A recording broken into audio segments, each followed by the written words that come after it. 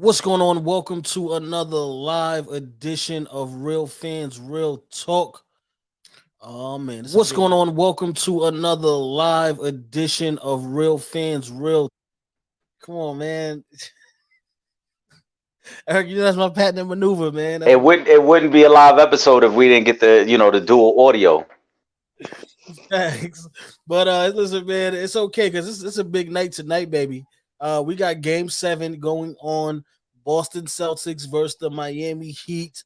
This is going to be a goodie. No team has ever come back from being down 3-0.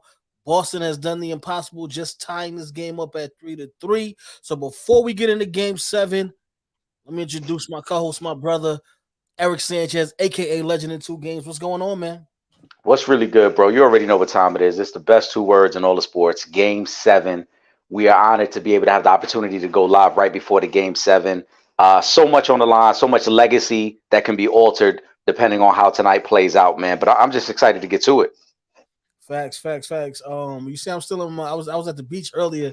It's a little Memorial Day weekend and whatnot. So they dragged your boy out to the beach. So I was still in my vibe. Plus, I said, you know what? I might want to go to Miami. That's my second home. I might want to go back down to Miami. So I'm gonna need them to do their thing tonight and take that Game 7 on the road. I need playoff Jimmy to show up tonight. I don't need Jimmy Butler. I don't need Jimmy. I need playoff Jimmy to show up tonight at the was it the TD Garden now in Boston? TD I Garden. Jimmy tonight. Eric, who you taking though? We going? Oh, we getting right into it. Yes, sir. Well, I'll say this. Shout out to Will Gordon, as you know. Will and I, as you and I do, we talk all the time off air. Mhm. I said going into Game 6 that was the series that Miami had to finish it off because I couldn't see them going into Game 7 and winning. I still believe that, especially with the way that Game 6 ended. To lose on an improbable tip in with a tenth of a second left in a game that you looked like you had it all but sealed up and they were ready to party it out. I Yeah. don't think they go to Boston and win. There's already been reports and media circulations that Miami scheduled a flight directly from Boston to Denver, almost as a way to boost up their confidence. Like, no, we're going to the finals. All those type of things never age well. We've talked about it many times before. That's not going to age well either. I think Miami has blown this series, and they will lose tonight to end it off officially. Yeah. Yeah, 2 games in Miami to close this thing out. They couldn't get it. They couldn't get it done. Now the only positive thing about this, well, two positives. It's very tough to win. What I'm saying, in this type of situation, 4 straight games is damn near impossible because it never happened before. You know what I mean. But then also on top of that, you beat Boston twice already at home. Okay, so you do have some level of something that you can pull from to say, all right, we beat these guys games 1 and game 2. Let's go back to the drum board. What do we do in games 1 and 2, and also in game 3, and let's take that into this Game 7. Anything goes in Game 7. Um, so you gotta just you gotta go. Sorry about the expression, but you got to go balls to the wall on this one. Pause. Thing. Pause. Listen, I said pause it, but you got to go. That's what you got to do in this one. Everything you have, everything that's in the gas tank. If you got to play all 48 minutes, the starting five, be prepared to play all 48 minutes. This is Game 7. This is your chance to go to the finals. This is your chance to get that ring. Don't let Boston send you home again in a Game 7 on the same day as last year. So same day as last year. The only difference was they were in Miami last year because Miami was the number 1 seed. Boston went in there one. You're right. I mean, you could take some solace in knowing that you've won 2 games in Boston. But you also got to remember that Game 5 in Boston, you got ran out of the gym. You got blown out there. And Yes. so that's one of them situations where it's going to be in your memory bank that, hey, we just got blown out last time we were here. So I don't know how much should we put more stock in Game 1 and Game 2, or should we put more stock in Game 5 when they got blown out? Well, you're gonna have to pull from games 1 and 2. Obviously, game 5 you got ran out the gym. Everybody knows that. So you go back to, like I said, you go back to the drawing boards. What is it that you did in Boston, Games 1 and Game 2, to steal those 2 games? You gotta scratch what you've been doing the last 3 games, throw all that crap out the window, and you go back to the drawing board because this is it right here. Somebody's, you might lose some money on them tickets if you don't. I mean, if you're Miami, I think you've gotten everything you can out of this team. And yeah, you got to draw on games 1 and game 2. But the reason the series is really flipped is I think Joe Mazzulla's made some better coaching adjustments, and there's more talent on Boston. Yeah, And so a lot of the things that were going Miami's way in the first 3 games haven't really gone their way lately because, again, the talent now has started to take over. And that's what you expect in a series. Most times the talent overwhelms the hustle and the game planning, and you normally win out based more on who has the better talented players. So I think if you're Miami, you try to do everything you can tonight. But I just, from a human element standpoint, Trip, I don't see how they got on that flight from Miami the other night after losing that type of game and then think, yeah, we good. We can go over there and win. I mean, there have been very few instances like this where a team has lost in heartbreaking fashion and then found a way to bounce back. The Miami Heat know that better than anyone because when they stunned the Spurs in game 6 of the finals and then played game 7 at home and won that, the Spurs, you could tell the Spurs weren't the same anymore. After losing the way they lost, Ray Allen shot and losing that game, the Spurs weren't the same going into game 7. And if you're Miami, if you get down early in this game, all types of self-doubt is going to start to creep in your head, knowing like, man, we had them beat. But we shouldn't even be playing right now. We should be done already. I think Jimmy can shake it off, but the question is going to be, can the rest of those guys shake that loss off? And you're right, it's a tough loss down to the wire. That was a true heartbreaker of a loss after you come back. I think they went on a 15-3 run Yeah. game, and then to go up, get the lead, and then on a missed 3 tipping by Derek White. Oh my, that you're right. That is absolutely heartbreaking. But at this point, everybody's even. So Yes, it is it. yeah, everybody's even. So you got to do what you got to do. Um, I will say this because you mentioned the talent in Boston is that the team is definitely a lot deeper. And then Malcolm Brogdon should be coming back tonight for Game 7. I think that's going to be another huge boost for the Boston Celtics because that'll give them another shooter, another ball handler. And again, this is somebody who's been a member of the 50-40-90 club before. So it is going to be tough for Miami. I wish Tyler Hero wasn't hurt or wasn't injured, excuse me. But listen, you ain't got no other choice, man. You better go in there and do whatever you can. It's tough, man, because I do think that Miami has earned the right to go to the finals. They've played well enough throughout the playoffs to represent the Eastern Conference. And, again, game 6 comes down to a tip in where, it could have been over right then and there. But it's historically game 7, the home team normally gets most of the calls. The home team normally sees an increase in input of your role guys because the role players always play better at home. And then when you factor in the game 7 scenario, you expect guys like Strus and Vincent and Duncan Robinson maybe to struggle a little bit because they're on the road. And on the flip side, like you said, the Malcolm Brogdons, the Derek Whites, the Al Horfords, you expect those guys to elevate because they're at home. So all those things are against Miami. If Coach Spo can come up with the game plan to win this, I mean, this is another feather in his Hall of Fame cap because we've said it before, he is one of the all-time great head coaches in the game. If he could find a way to win this one and overcome all the other things, the injuries, the blowing the 3-0 lead, losing game 6 in a heartbreaking fashion, being only the second 8th seed to ever get to the finals, it's just another feather in his cap. But it's a lot, man. It's a lot to do in Boston. Let me ask you this. If Miami wins tonight, who was the third guy? We know Jimmy's gonna, be Jimmy. You're probably gonna get your regular knife and bam. Who's gonna have to be the third guy, or who will be the third guy if Miami wins this game? If I gotta say one, because I do think they're gonna need a combination, but if it's gonna be one guy, I think it's gonna be Gabe Vincent. Because they're gonna need actually, you know what? Correction. I'm gonna change that. If it's gonna be one guy, it's probably gotta be Kyle Lowry. Because he's the veteran. He's the veteran on his team who has won a championship before. Who, if there's anybody who knows what it's going to take to go into a game 7 on the road and win, it's going to be Kyle Lowry. Now, his numbers may not look great. I don't think he would go out there and give you a 20-point game, but it might be like the very important 15.6 assists for a rebound night where he is making all the critical plays. He's getting you into your offense, and he's finding a way to slow down the game a little bit so that their talent can catch up to Boston. Because if it's an up and down game, we expect Boston to take advantage of that. But if Yeah, it's a more methodical half court game, Kyle Lowry, his leadership, his veteran presence could be everything that pushes Miami over the top. yeah, because I think in order for Miami to win, you're gonna need maybe 10, 12 points from Duncan Robinson.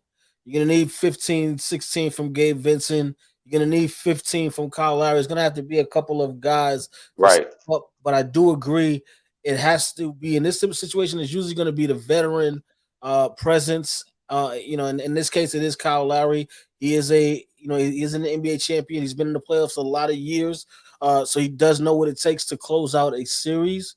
So yeah, Kyle Lowry's gonna have to step up, and he hasn't really played well. This series, at least numbers wise. When they were winning, obviously, that tells a different story. But during those losses, he didn't really bring much to the table. So he's definitely gonna have to step his game up a whole lot if Miami wins. If not, and we do see Boston going on to the NBA Finals, let's talk about it. Who are you taking in the NBA Finals? I would still have to take Denver because Denver, to me, has just been the most impressive team throughout the playoffs.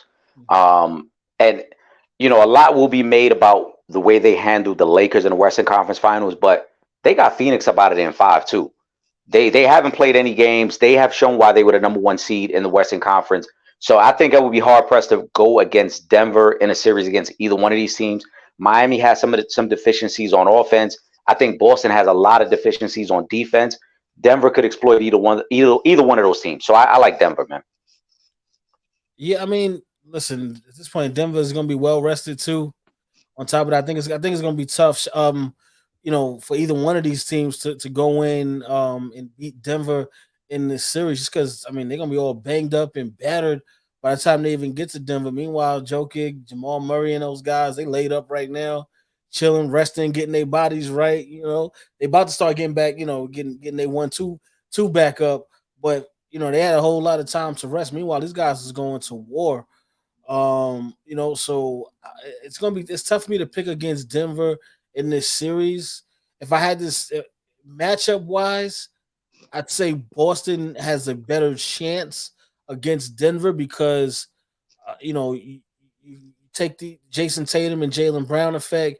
You throw in Marcus Smart, Williams, and Al Horford. They have a very deep roster. They play defense very well. You have several guys that can score the basketball, and now Malcolm Brogdon is back as well. So I would give Boston a better chance. But I'm not going to count Miami out because Jimmy Butler, the heart that Jimmy Butler shows every night, I feel like anything is possible with Jimmy Butler on the court. Yeah, I mean, I think Jimmy gives Miami that puncher's chance where we have the one star who's going to win us some games because Yes. that's just been Jimmy's resume, especially with his time in Miami. He's never gonna have you out of the series. He's gonna find a way to win you a couple games and keep you competitive. Boston, I think, just has the overall more talent. Um, Aside from the dynamic duo, and I apologize, Trip, because I know we are the dynamic duo, but Jalen Brown, Jason Tatum, in the NBA version, they the dynamic duo. But outside of that, you've got a lot of athleticism that you can throw at the Joker because you can throw Robert Williams, you could throw Al Horford at him, you could throw Grant Williams for some spot minutes at him. You could do some different things there. But I just don't like what I've seen from Boston defensively and from what I've seen from Denver offensively. The way they carved up the Lakers, the way they carved up Phoenix. I mean, the Nuggets are good for about $120 every night. So if you're not able to stop them and slow them down, I just don't know if you're gonna have enough to beat them. That's why I don't think either one of these teams. Boston on paper looks a little better, but neither one of these teams I think is really slowing down the Nuggets in a series. Now let me ask you this: Denver wins this series. I guess I'll do an over and under for you. Over under 60% chance Jamal Murray is the MVP. I think there's a good chance either way. Um, Joker has been so phenomenal, but Joker's also gotten a lot of the attention, and I think that's why Murray has feasted these playoffs. He's getting a lot of one-on-one. They're not sending help. They're not blitzing him to get the ball out of his hands. The Lakers tried it a little bit in Game 4, but Murray still found a way to navigate that and still have a really good second half for that one. But unless Marcus Smart, if we're talking, let's say Boston, unless Marcus Smart finds a way to play better defensively, which Yeah. has been a storyline that people haven't talked about because he was defensive player of the year last year. He Mhm. got torched by Steph in the finals. And this year, Marcus Smart did not look like the defensive player of the year. So unless he elevates his game back to where he once was, I think Jamal Murray feast. I would take those odds. You know, we love to put a good ticket in, Trip. I would definitely take those odds. If you're telling me 60% chance, yeah, Jamal Murray's probably right around there.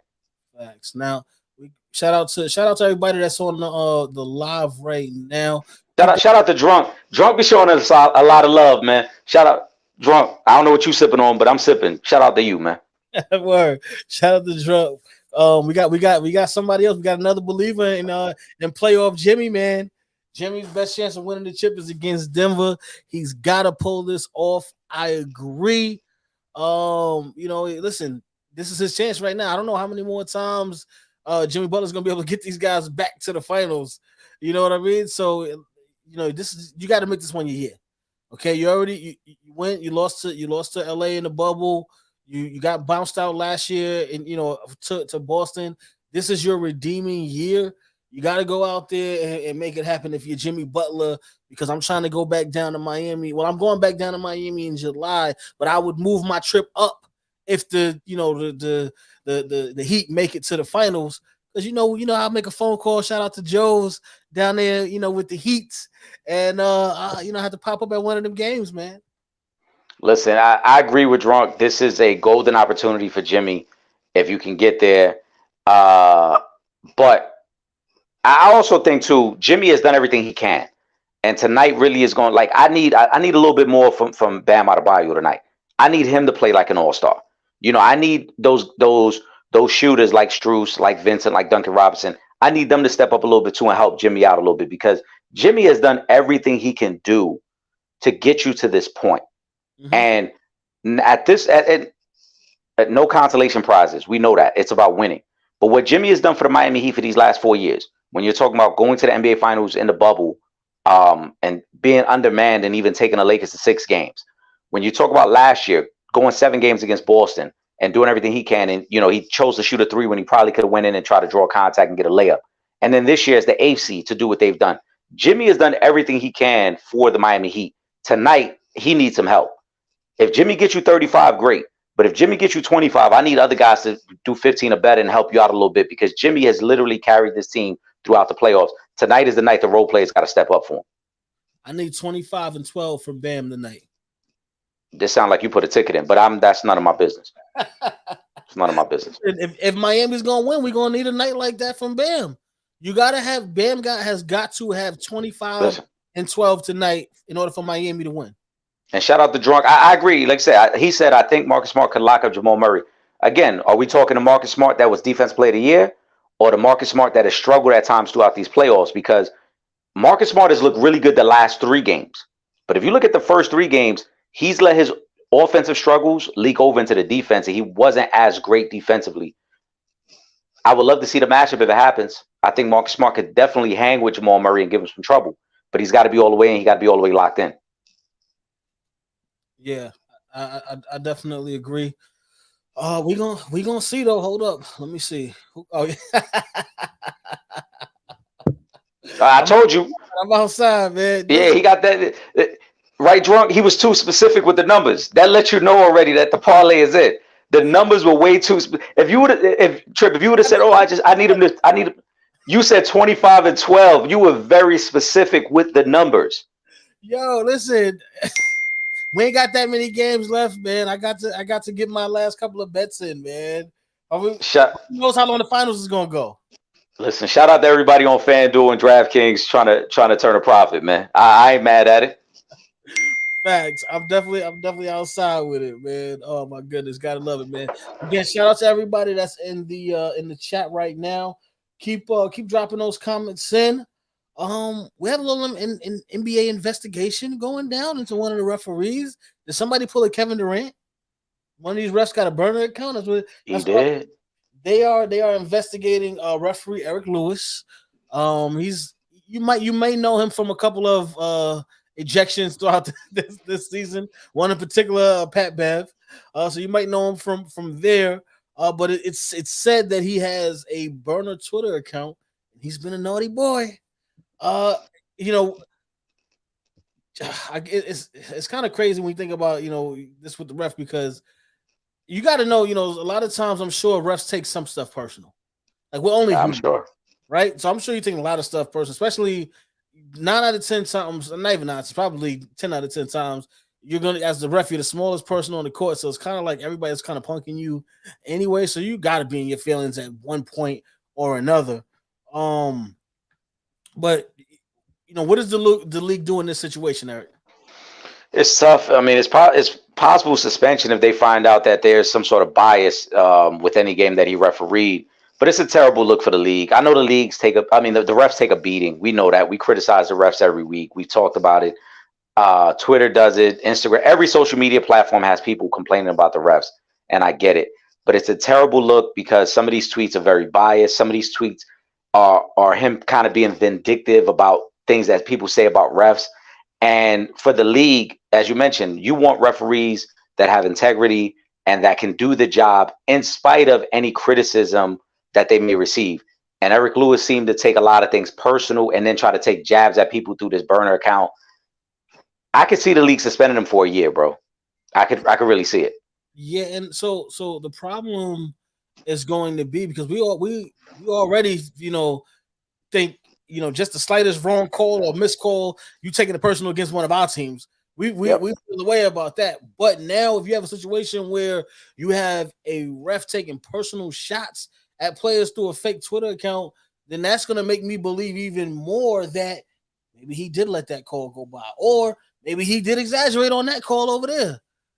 So you got to be very careful in this situation. But yeah, I think a year suspension because you got to set the tone on this one. You can't. There's enough conspiracy theories going around the league now. You can go back to the whole Tim Donaghy scandal and whatnot. You cannot have this if you're the NBA. Like you really have to crack down and set the example in this situation. And you, let me see the comment here. Yeah, and that's also part of it as well because I believe Eric Lewis. They had the picture. I think of like his wife and kids in Celtics jerseys a couple Yeah, years back.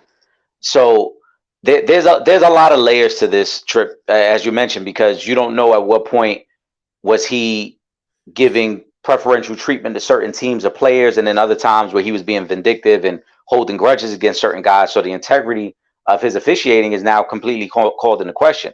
yeah, But this is a slippery slope for the league. This goes back to Tim Donaghy. Tim Donaghy has always said this as well.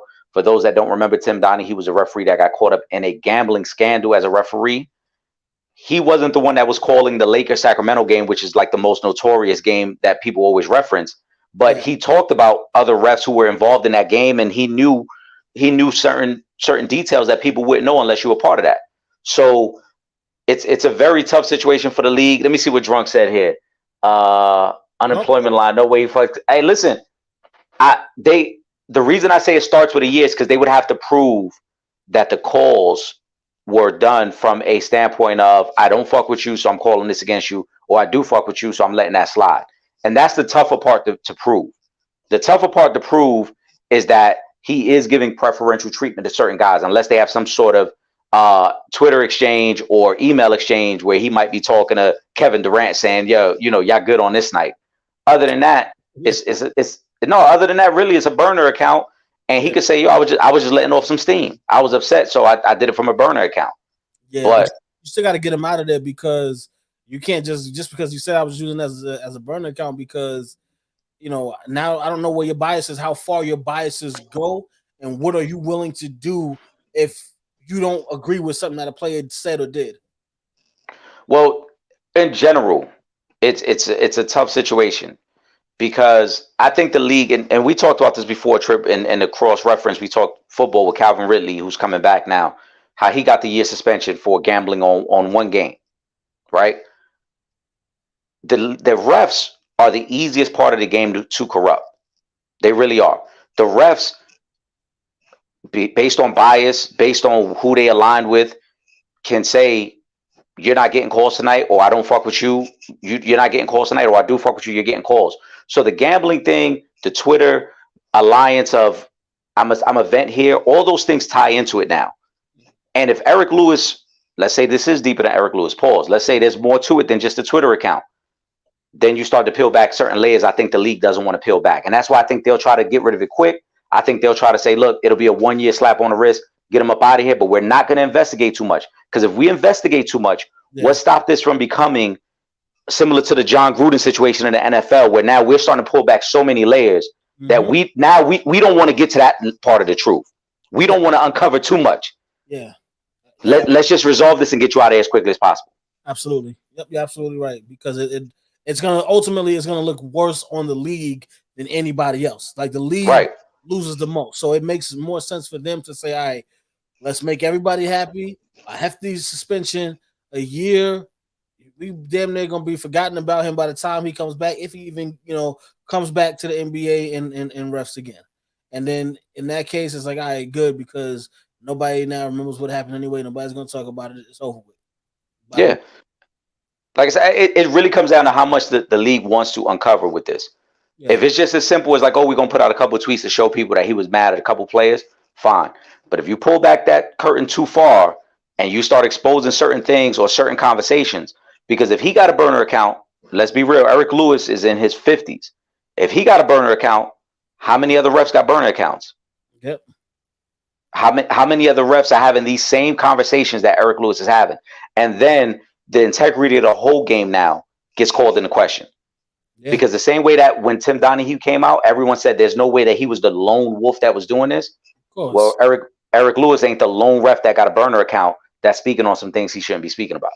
Yeah, because you know what? Listen, at the end of the day, you're talking about humans. So yeah, I can't actually show you that I don't mess with you. Right. Anyway, I can't take it out on you if I feel slighted in any way, shape, or form. I can't take it out in the obvious way on the court. So yeah, you know what? I'll go up and get my fake Twitter account, throw some comments every once in a while. Here it is, sprinkle it around the league. It is what it is. Yeah, it's a tough situation. I think he gets the 1 year real quick. Yo, drunk is on.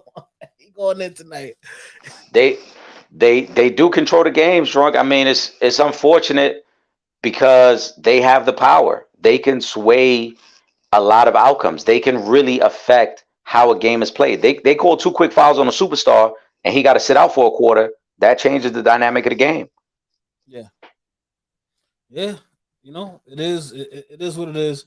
But we're gonna see. I think it's gonna be swift justice in this situation and sweep under the rug, and we move on. And hopefully, this is never mentioned again, so that we don't have to deal with this any further. And that's how I believe the NBA would like it to be. That's a fact. Listen, guys.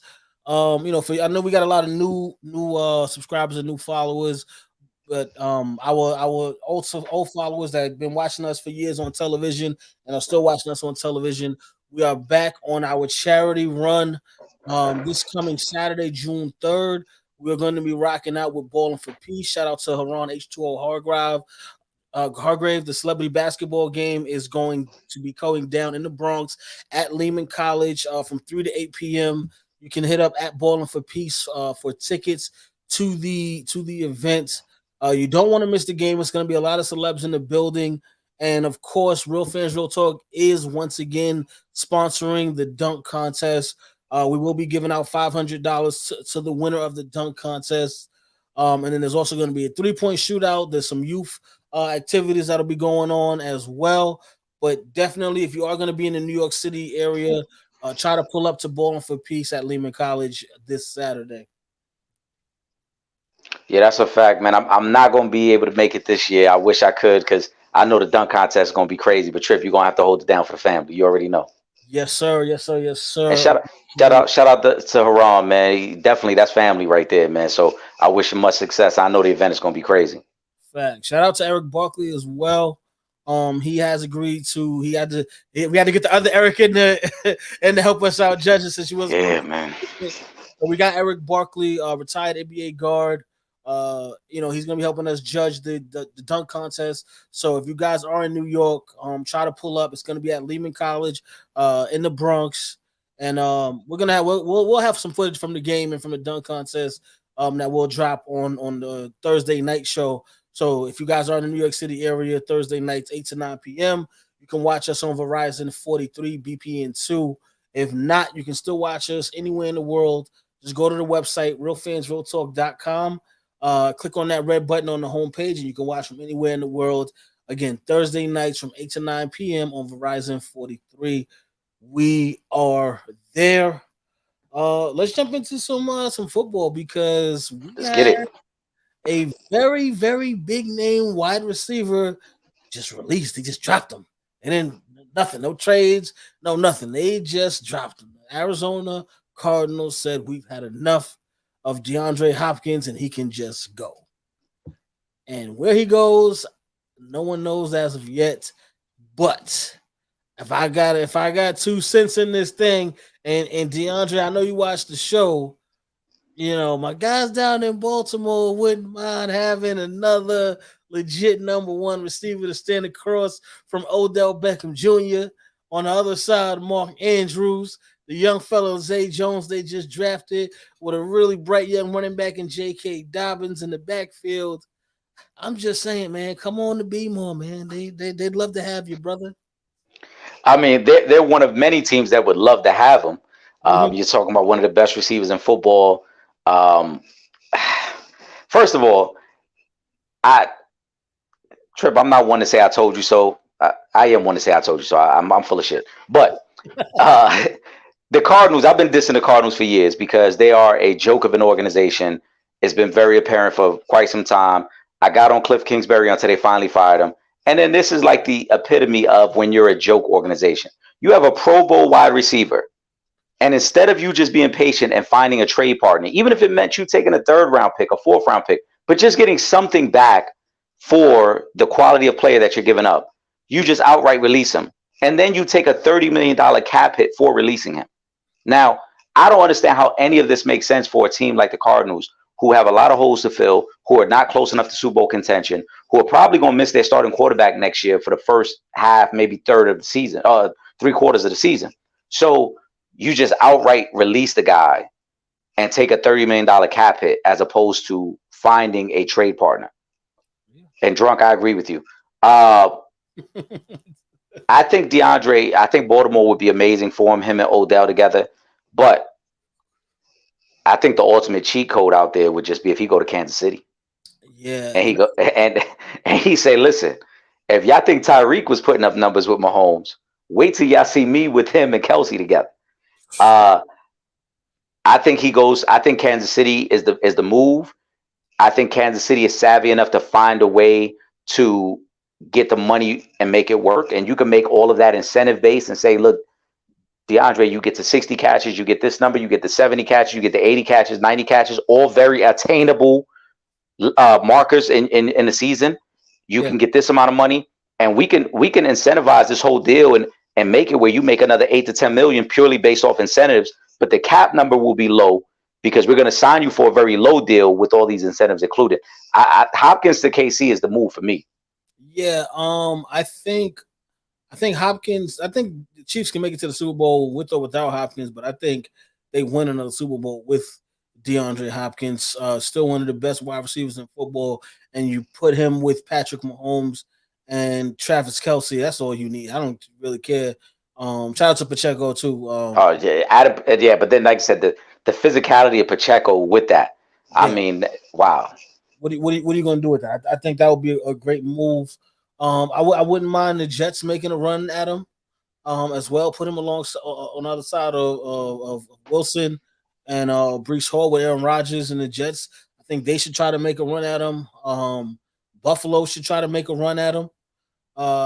Because Gabe Davis, he hasn't really been consistent. You could possibly be pairing DeAndre Hopkins with Stephon Diggs, and I think any one of those. I think DeAndre Hopkins going to any one of those teams. I can see any one of those teams winning a Super Bowl.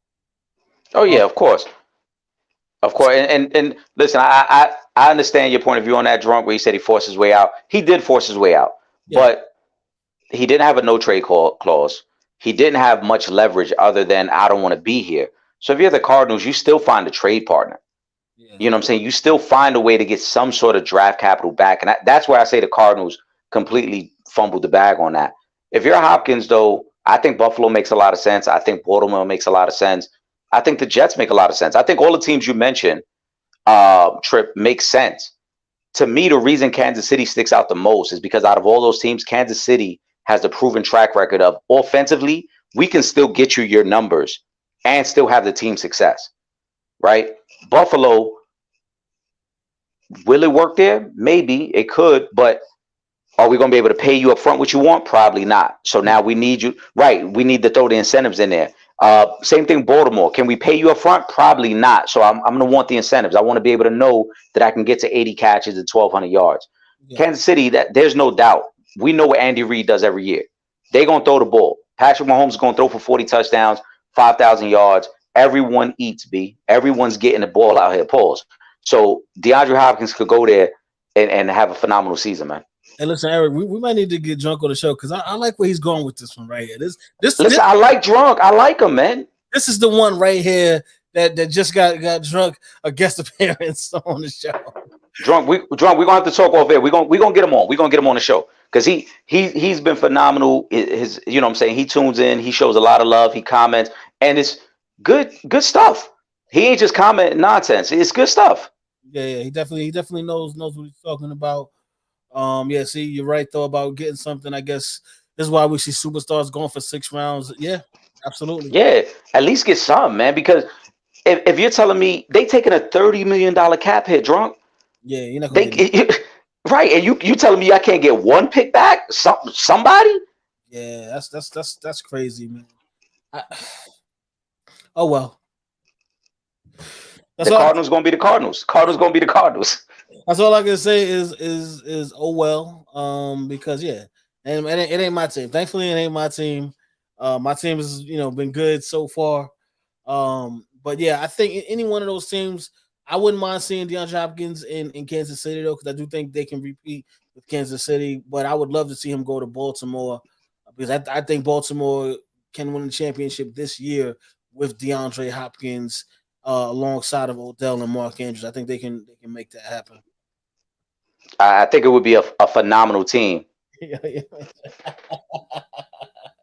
Oh shit! We got man. Come on, we done found Eric Lewis. We done found Eric Lewis YouTube account now. We done found his YouTube account. Oh my goodness, man! Hey, listen, we got one more NFL story. We're gonna get to Le'Veon Bell, former Steelers running back, former Jets running back. He says that he smoked Mary Jane before the games. I believe it because he ain't the only one. I'm sure there's a lot of guys that smoking marijuana before the games, especially if it's not on the banned substance list, then you're definitely gonna be getting high before the games. We know Ricky Williams gave up a career just to get high, so I can definitely believe it. And again, if you ain't gonna get penalized for it, then hey, it is what it is. I believe it. I don't think there's anything wrong with it, especially with everything we know about marijuana now. Because I mean, there's some guys taking injections and painkillers before the game just to be on the field. Mm-hmm. So if you're telling me you're smoking one to kind of ease your nerves, and let's not get it twisted, just because these guys get to the NFL don't mean they don't have nerves before the game. A lot of these guys still deal with anxiety. A lot of these guys still deal with a lot of self-doubt, even at that highest level. So if you tell me you got to burn one before you get on the field to kind of ease the nerves a little bit, cool, I'm all right with that. I think that's far better than giving someone an injection to hide an injury that could possibly get worse by playing the game. But I'm going to give you this injection to kind of ease the pain and get through it. I would much rather you smoke than tell me you taking some sort of pills or injection. Absolutely. Unless you don't do drunk, what you out here doing before you watch the game. Right. See, drunk. No, I'm about to refresh my cup. Game 7. We're about 45 minutes away from tip off. I will be refreshing my cup. Listen, I'm just gonna throw this out there, Trip. Trip, you know me for a long time. We've been chilling for a long time. I don't know if the people know this, but I used to get drunk before we got on air, right? Yeah, that's true. We had a bar, so people do know it. We had a bar, right? Yeah. Drunk is that's our type of people right there. Drunk, you can roll with us anytime you want, bro. I already see the vibe right there. Drunk, we gonna get drunk on the show. We're gonna talk off air.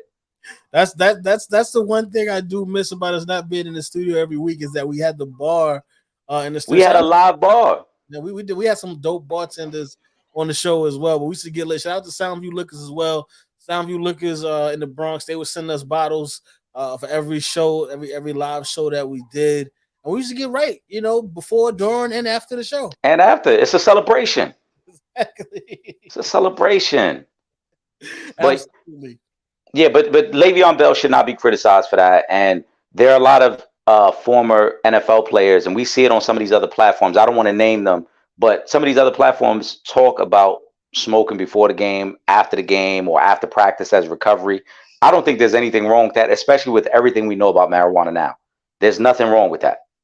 I think for everybody that's on the live with us, you guys go on YouTube and check out our interview with retired NBA player Al Harrington, and we kind of get into the whole marijuana ordeal as far as the benefits and whatnot of marijuana. And because Al Harrington definitely gives a good breakdown, and he's someone who's really in the know with Viola. He's very, he's very prominent in the marijuana industry. So you guys do, go check out the interview that myself and Eric did with Al Harrington. It's a good interview, so you'll It's a definitely enjoy. You're being too humble, Trip, and I hate when you too humble. It's a great interview. Let's call it what it is. We Yeah, had Al Harrington. And hold on. We gotta shout out Steven Jackson because Steven Jackson actually had reached out to us. Remember after we spoke with Al, um, Steven and him and Matt Barnes doing their things with all the smoke, but we had Al Harrington first. yeah. Before they got him on the show, we had Al Harrington first. So that's why I say it was an amazing interview. But sometimes you're too humble, my guy. You You know just what? All right, fine. Okay. Well, listen. Let me throw these out there too. And these are a couple of more interviews that you guys can go online and check out because we definitely had Deontay Wilder on the show before ESPN and everybody else got to. And this was after he won the championship belt, so you can go check that interview out. And we also had the last television interview with Anthony Mason. Rest in peace to the big homie. Before he passed away, we had the last television interview with Anthony Mason. So those are two goodies for you guys to check out, man. It's in the archives, baby. Just type it's it. it's it's, it's so many. I mean, last time I checked, when Taj Gibson had Mm. had his celebration of his neighborhood out there. I didn't see no other outlets out there. We was the only one out there in Brooklyn, in the middle of the hood. But we go places they scared to go though. Everybody ain't gonna go to the middle of Fort Greene projects and do some interviews, bro. Everybody not built like that. Come on, I don't I expect ain't. to see Ernie out in front of Fort Greene projects, bro. I'm just saying. I looked around. I ain't see nobody else out there. Yeah, I facts. ain't see. We definitely do. And That's up there, drunk. Check that out. if drunk, I don't know how far you go back with Deontay Wilder, but he had, I want to say it was maybe like an hour long interview on ESPN, and it was maybe a couple of weeks after we dropped our hour long interview with Deontay Wilder, and we drove down to Alabama, interviewed him at his gym, interviewed JD's at his gym. At that time, Mark Breland was still one of Deontay Wilder's Yep. friends, and Mark Breland I is actually think. a friend of the show too. So I believe if my time is correct, that interview trip that you got with him was I think that was that was right before he fought Glenn Staverne.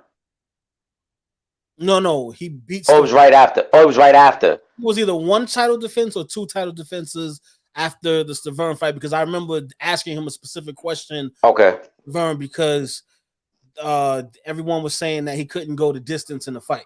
Right. All right. So yeah, it was right after then the Staverne. Yep. Yeah, so we went down to Alabama. So drunk, definitely check that interview out. That was a really good interview. Deontay Wilder is dope, man. He had us out, at the gym, treated us like family. So definitely check that out. We got some stuff in the archives, man. Y'all gotta go in the back date in the YouTube channel. Just type it in, man. We got so many dope interviews, and we got some more interviews that's gonna be coming. We're gonna get a couple of more interviews this weekend at Born for Peace. Because it's gonna be a lot of You stuff know. there in the You build know that the one if we could I'm line up that one specific. I ain't gonna put it out there, but if we could line up that one specific boy. Yeah, we gonna have some stuff for y'all. Don't worry, y'all just listen, man. One thing we gotta say is thank y'all. We appreciate y'all. Everybody that's been rocking with us, all of the older followers, all of the new people that's just been joining us as we've been doing more and more of the lives.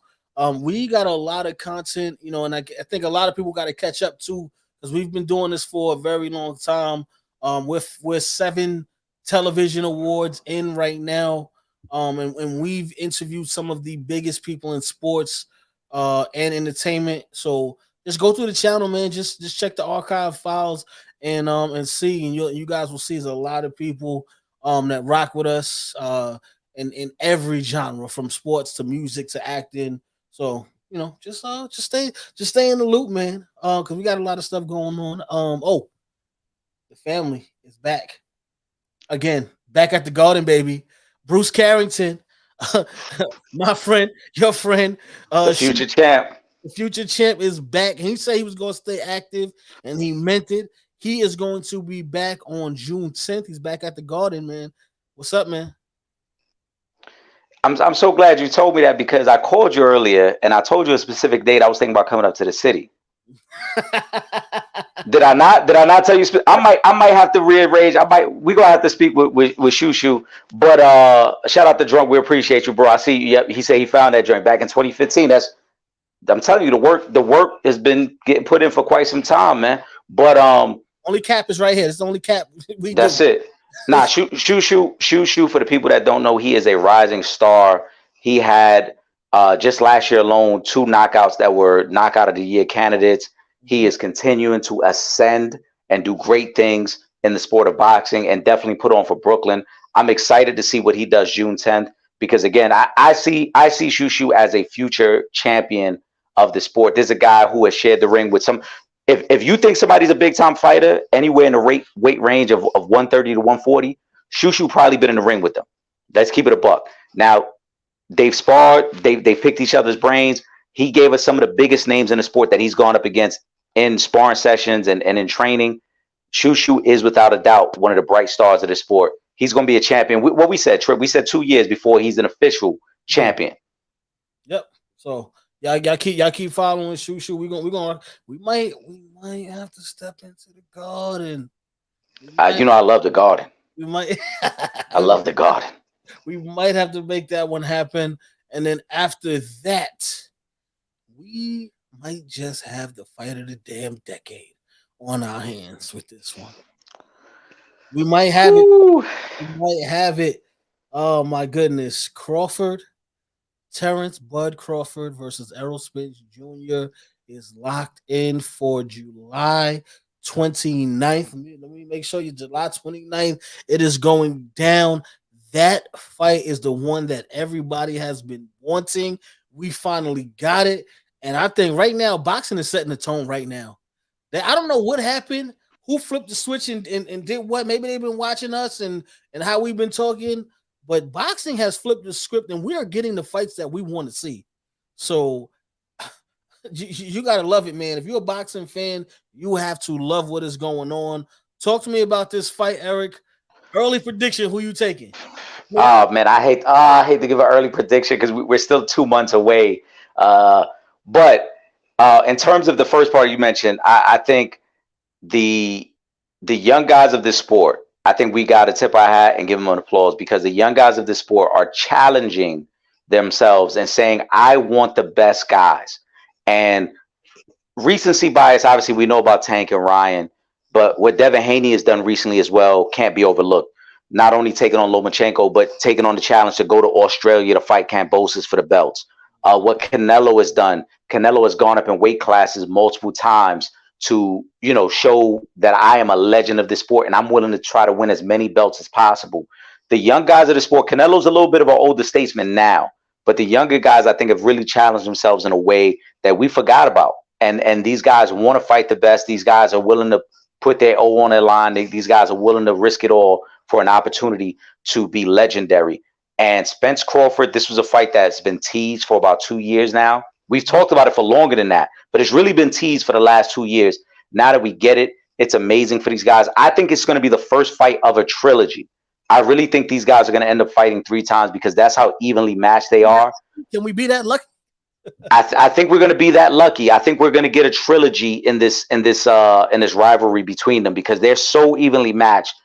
Drunk, I love your prediction, man, because I like Errol Spence. I think Errol Spence has been tested just a little bit more than Bud Crawford so far in their career. I think Bud is phenomenal, but when you look at the resume of Errol Spence, he's been in there with some of the biggest punches in the game. He's been in there with some of the best boxers in the game, and he's been willing to travel to do it too. I think what gets overlooked is the quality of opponent that Spence has fought so far in his career. I like Spence. I don't know if it'll be a knockout, but I definitely like Spence to win their first fight.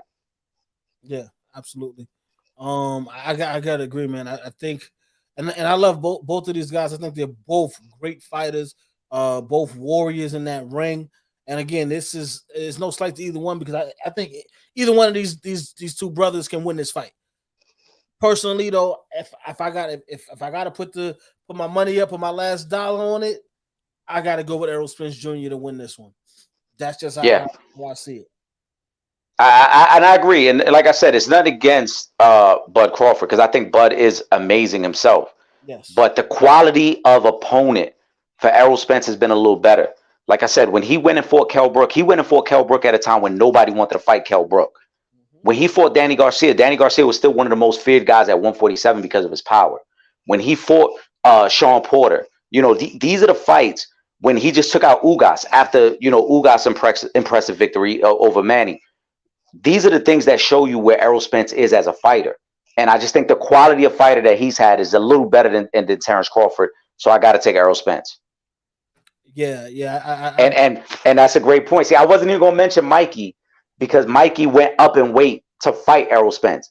But the way he dismantled Mikey Garcia, who was an undefeated fighter at the time, and really made Mikey Garcia look like Mikey had no business even being in a ring with him, was one of those early moments. But again, Errol Spence, the quality of his fighters, man. I mean, when Ugas beat Pacquiao, everybody said, "Oh, Ugas is going to be a problem," Yeah, and then Spence dismantled him. yeah. So what are you gonna do, man?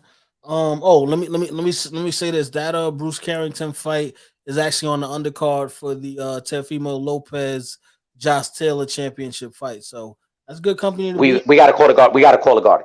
We got to call. You already know how I feel about Teofimo Lopez. I'm from the Bronx. I know Teofimo's from Brooklyn, but I rock with Teofimo crazy. We Mhm. might have to make some calls over there, Trip. All right, we gotta do it. Oh, one more fight. Clarissa Shields, the quote, undisputed in two divisions simultaneously, is also going to be back in the ring on June 3rd. So look forward to seeing that one. I don't know at this point if there's anybody in boxing that can really stand in front of Clarissa Shields. So obviously that's the way I'm leaning in that one. Yeah, on the female side of things, it's tough, man. Clarissa Shields is phenomenal, bro, and I would have to see somebody show me the game plan. They would have to physically show me the game plan to beat her. Because Yeah, until I see that game plan, I don't think it exists. yeah, and she's fighting who's it? Marcella Cornejo. I'm sorry, I don't mean to She could get be. too hard, but it don't matter because you ain't getting past the quote anyway, so it don't really matter. But listen, you got the opportunity, so going in and do your best. It is what it is. Yeah, that's a tough matchup for that young lady, but uh, Clarissa Shields, man, again, you got to show me that you can execute the game plan to beat her because I don't think it exists. Yeah, I'm listen. We haven't seen it, and it's not even that we haven't seen it. We haven't seen anything close. Yo, Drunk is on one today, man. Drunk, what is in your cup, brother? Is he on? He on one today, man. Listen, the way Riley looked in his last fight, she might be able to beat him. Let's keep it a buck. Let's keep it a buck. But what weight class they fighting at? First of all, we got to figure out the weight class. I mean, first of all, Riley at his best is probably a 135 pounder. So Clarissa's already bigger than him. Pause. And I'm just this is what it is. Are we? So you telling me we taking Clarissa Shields and is it the decision or knockout over Raleigh? I would lean towards decision, Now I'm going but to say knockout. only reason I'm not gonna say knockout. Only reason I'm not gonna say knockout. We do got to be fair. I mean, we're joking about it, but Clarissa Shields might spend the first 3 or 4 rounds kind of like feeling them out a little bit and understanding Wrong what's with it. going on there. That's right. I'm just saying. Let's keep It better not be no let's keep freaking. let's keep it a buck. Riley looked terrible in his last fight. He did. He did look bad. He looked terrible. And the crazy part is Riley is probably going to get a shot at Ryan Garcia now because he's called out Ryan Garcia. He's quote unquote poked the bear, and they're gonna make it happen. I really think Ryan Garcia is going to abuse him in a fight. But yeah, since we're joking, Clarissa Shields, she's a better boxer. Of course, it's a man against a woman, so you wouldn't expect it to be an even fight. We're joking here. I'm still going. But I'm still going knockout. It is what Clarissa Shields is a better boxer. She's definitely a better boxer than Riley is. I said it, and I'm gonna stand on it. I'm sorry. Shields knocked him out. She's a better boxer than Riley is. I think we will all agree on that. She's a better boxer than he is. Hands down. I mean, everything she does better than him. Again, the only reason why people would say that it would be a competitive fight is because he's a man and she's a female. But if we're talking about boxing skills, offense, defense, power punches, just all the technical aspects of the sport, it's not even close. She's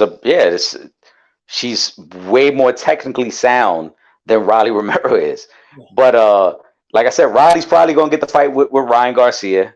It'll be a big money fight because Ryan is a megastar. Riley has a name, obviously coming off the Tank fight. And I wouldn't be surprised if Ryan Garcia knocks him out in one of the middle rounds, somewhere in the 4th, 5th, or 6th round. Yeah, I think it's gonna be bad, really fast, really bad. Well, with that being said, Eric, let's jump into the final thoughts segment. Final thoughts. All right, let's see what we got for this week. Obviously, we got to say RIP to the legend Tina Turner. She passed away this week, so thoughts and prayers out to the family. Thanks. First and foremost. What else we got? As always, man, I appreciate everybody who takes the time to rock with us, man. You guys don't know what this means to us because you could be anywhere in the world, you could be doing anything else, but you take the time to rock with us, hear us talk ish, comment. So we greatly appreciate it, and we hope you guys are enjoying the content. Trip has been doing a great job this week of putting out some of the content from the last time we were in the studio. It was a question that we put out to the viewers about our quote unquote Mount Rushmore of basketball, and I see the response has been great, so I greatly appreciate everybody on that, man. But just keep rocking with us, man. We got more content for you guys, and we look forward to continue to interact and engage with you guys on future episodes. Facts. And what I'm gonna do is the full episodes will be up on YouTube. But what I'm gonna do is I'm gonna cut up maybe like a 5 minutes from each episode, and then we'll play them on the live show in like back-to-back weeks. So I'll do that just so you guys. Well, and I'll just do like the top 5 and honorable mention, but I'll cut out a lot of the other stuff just to get it down to 5 minutes, and we'll run it for you guys the next time, or the next 2 times that we go live. Oh, Drunk got a final thought. We gotta throw Drunk final thought. What do you got? Said he gets mad. Listen, if Tatum comes out with the Kobe wristband and goes crazy tonight, then we're gonna be like, yo, Drunk was right. Yeah. Well, we definitely gonna talk about it next week, Drunk. So just make sure you get back. We're gonna see if Tatum had that night, or if it was playoff Jimmy tonight. And who gets the W and who goes on to the NBA Finals.